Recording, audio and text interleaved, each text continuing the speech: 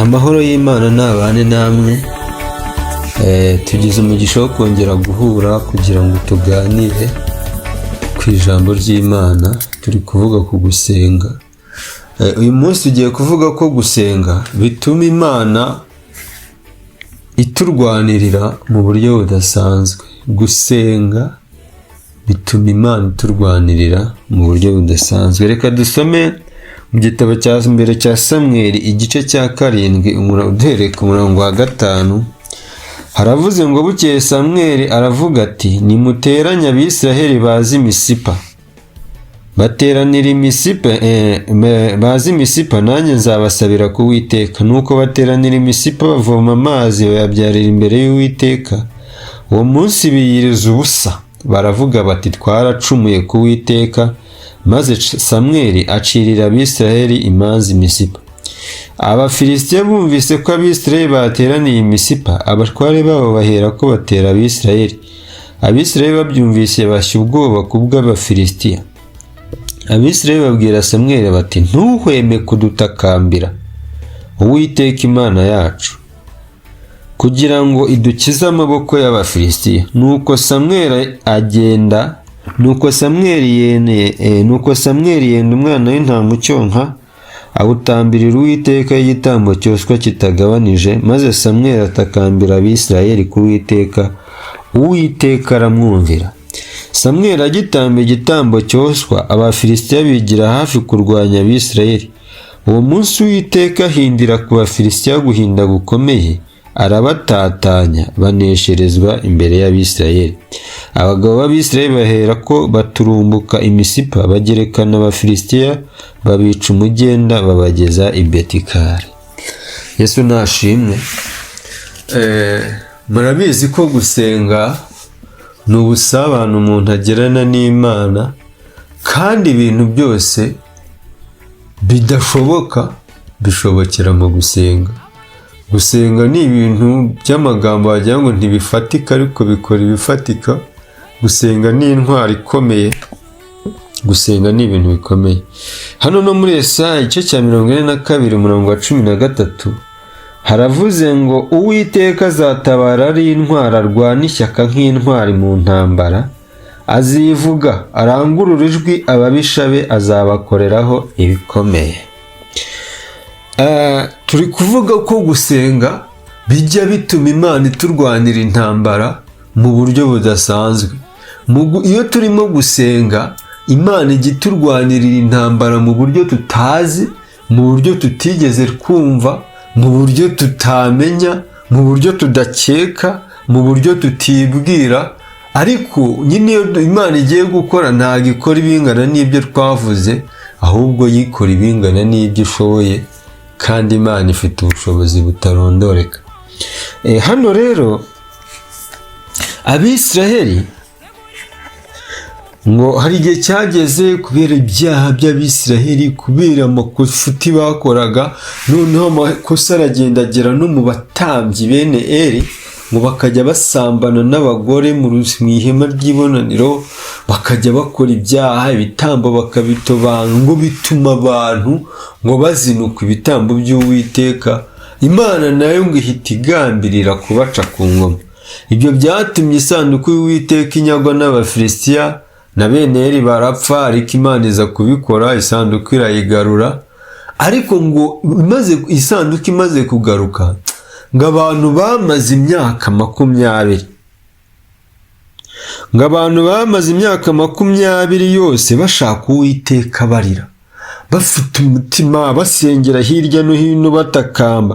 Ngo maze Samweli arabyumva, niwe wari umucamanza, ngo abwira inzu y'Abisiraheli ati nimugarukire Uwiteka n'imitima yanyu yose. mwikuremo imana z'abanyamahanga. Kuko buriya hari ukuntu tubaho tukabaho dusenga ariko tutaranyitandukanije n'ibyaha. Abisirayeli barasengaga barira ariko bagifite na za Bayali, bagasenga barira ariko bagifite na za Shitaroti, bagasenga imana ariko n'ibigirwamana batarabijugunye. Bamwe bari basenga neza, abandi bacyambaza za Bayali. Urwo ruvange rero imana ntabwo yari kurukoreramo. Hanyuma Samweli arababwira ngo mutunganirize Uwiteka imitima yanyu, aba ari we mukorera wenyine, nawe azabakiza amaboko y'Abafilisitiya. Abafilisitiya bari barabatwaje igitugu, barabakoronije, barabagizeho ububasha, ariko ababwira ijambo rimwe, aravuga ngo mutunganirize Uwiteka imitima yanyu, ari we mukorera Musa, nawe azabakiza amaboko y'Abafilisitiya. Ndagira ngo nkubwire ko kureka ibyaha ukareka inzira zidatunganye bizatuma Uwiteka agukiza amaboko y'ibintu byakugizeho ubutware igihe kirekire. Ngo nuko Abisirayeli baherako bakuraho Bali na Ashitaroti bakorera Uwiteka Musa. Ni ukuvuga ngo amaboko y'Abafilisitiya batwaje igitugu, amaboko y'Abafilisitiya bashikamiye, amaboko y'Abafilisitiya abatuze, bubura amaso bareba mu ijuru. Ariko kubera ko Imana itabikorana n'ibyaha, ngo bamaze kwitandukanya na za Bayali bagakorera Uwiteka, Uwiteka nawe arabumva. Ngo Samweli aravuga ngo mubwire Abisirayeli bazi i Misipa, niho yabaga. Ngarangije ngo nuko ngo bakora imihango yose, ngo barasenga, biyiriza ubusa, batura ibyaha, barira, baratakamba, buri umwe wese aratura abasambanyi, baratura abasinza, baroza abicanyi, ibigirwamana barabyirukana, barasenga, imitima yabo irera. Buriya rega nta kintu kigutandukanya n'Imana, n'ibyo byaha byawe.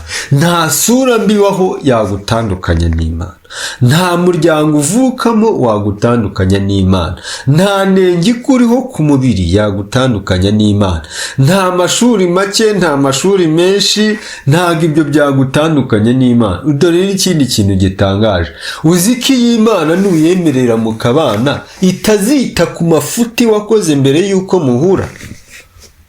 Uyu munsi ndagusaba ufate icyemezo gikomeye, wubaka umubano wawe n'Imana mushya.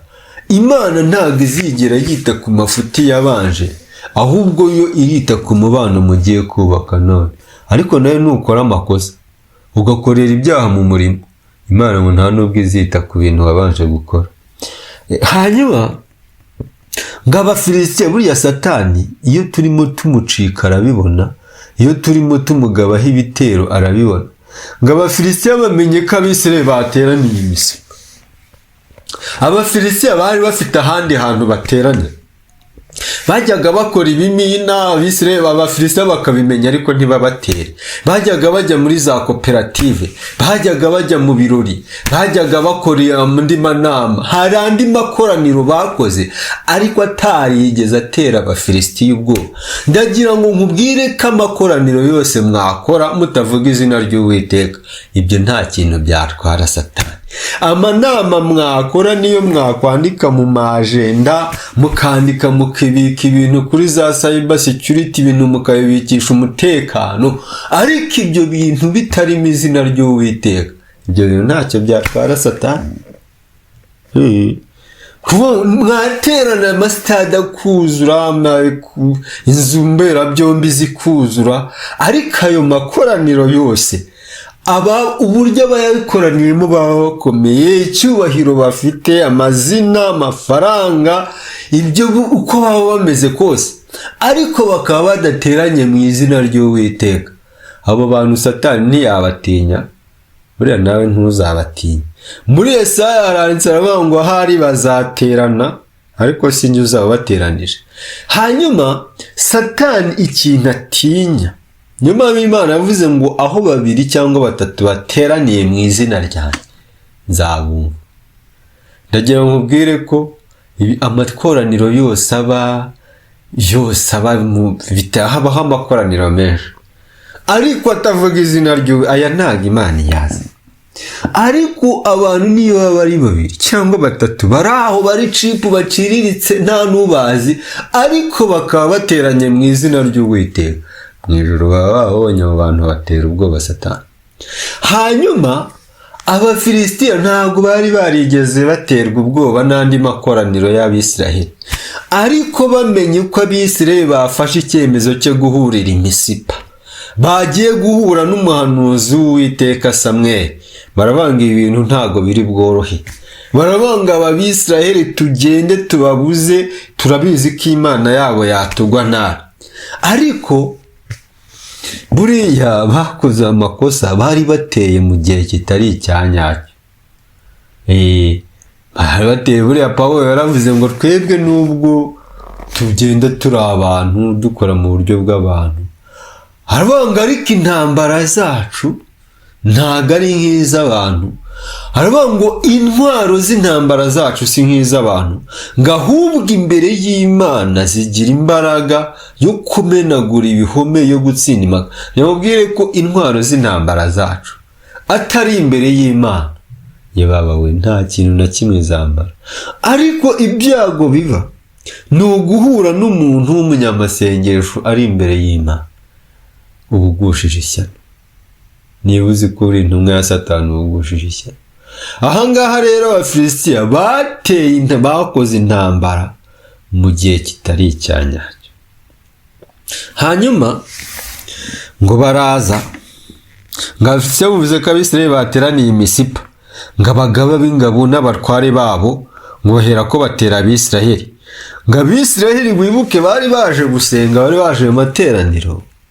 Niba harabagaho indirimbo, bari batwaye ibitabo, batwaye imizingo ngo bajye gusoma amategeko, nta ntwaro bari batwaye i Misipa.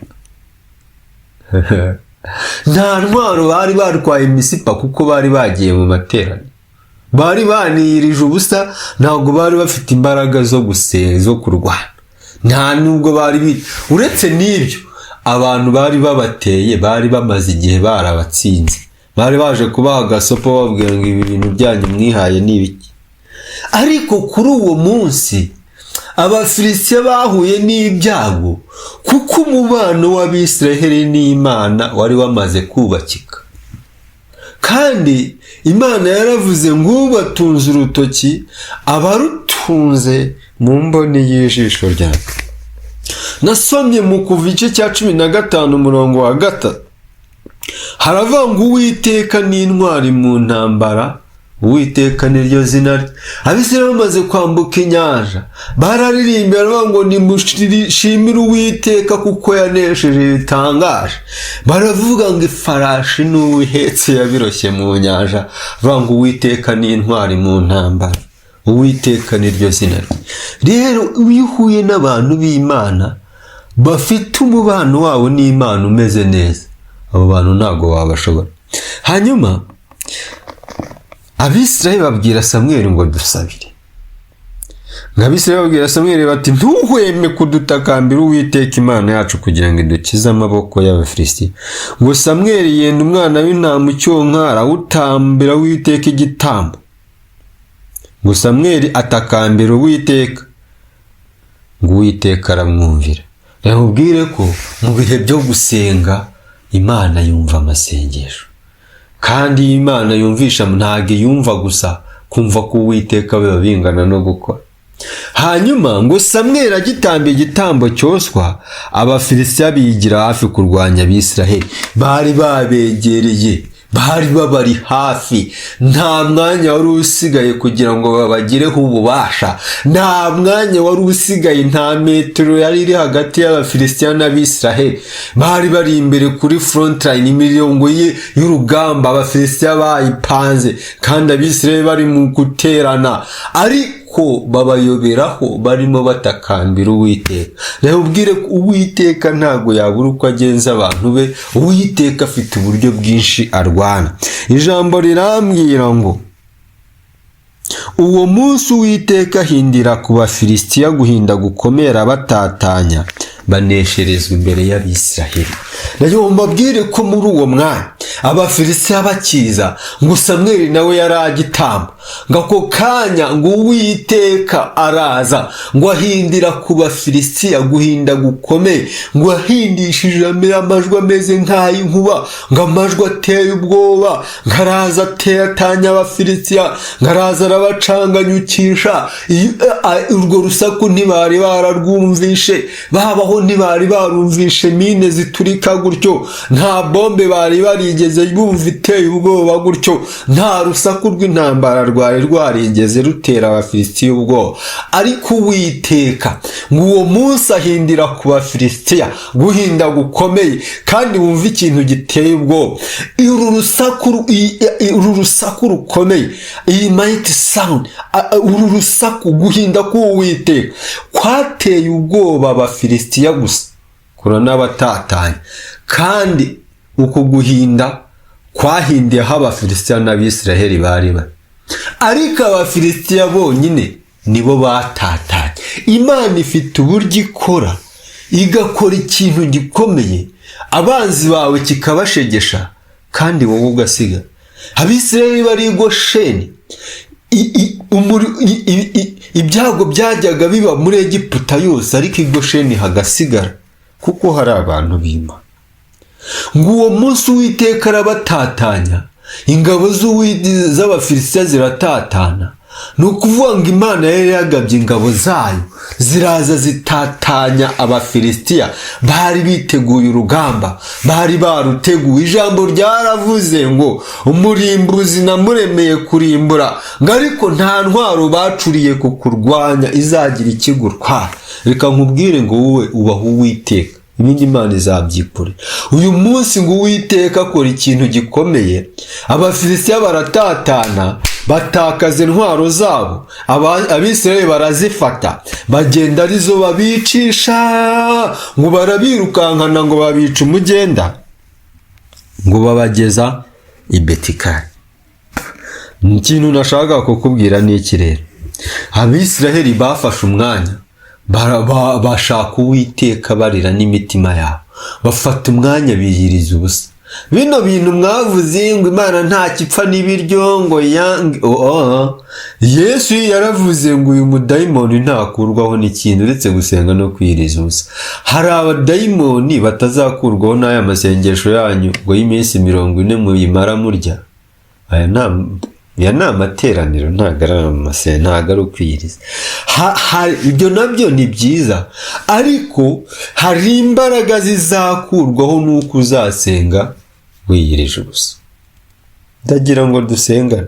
Abisiraheli bafashe umwanya bakuraho ibintu byabatandukanyaga n'Imana.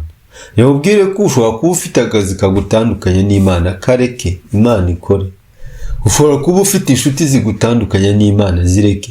Ibintu kuba ari byo bikubeshejeho, ariko bidahesha Imana icyubahiro, ibyo bintu ugomba kwitandukanya nabyo.